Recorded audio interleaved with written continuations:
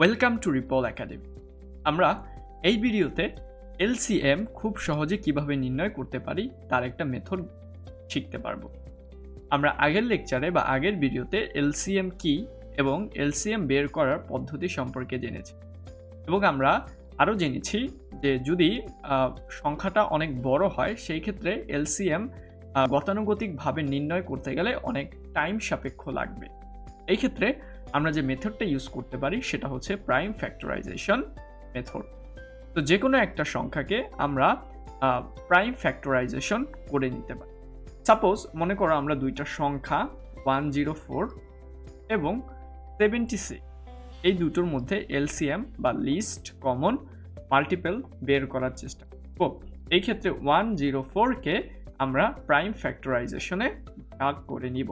তো 104 এটাকে আমরা ভাগ করতে পারি প্রাইম ফ্যাক্টরাইজেশনে 2 ইন্টু 52। 2 একটা হচ্ছে আমার প্রাইম নাম্বার, সো এটাকে তো আর ভাগ করার কিছু নাই। 52কে আমি ভাগ করতে পারি 2 ইন্টু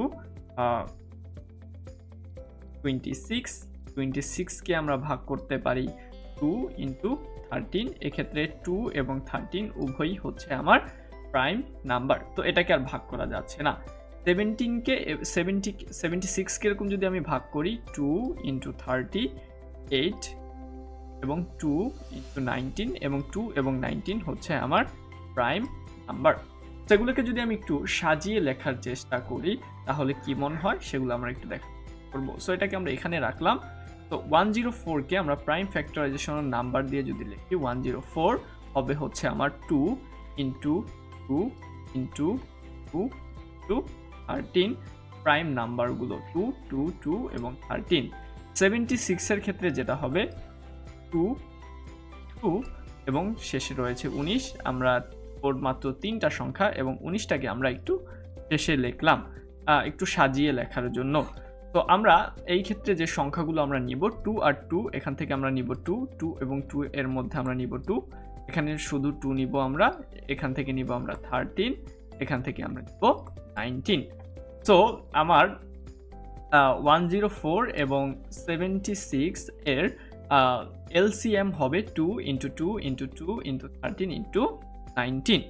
সো আমরা এটাকে যদি একটু গুণ করি 2 into 2 into 2 equal to 8 8 into 13 into 19।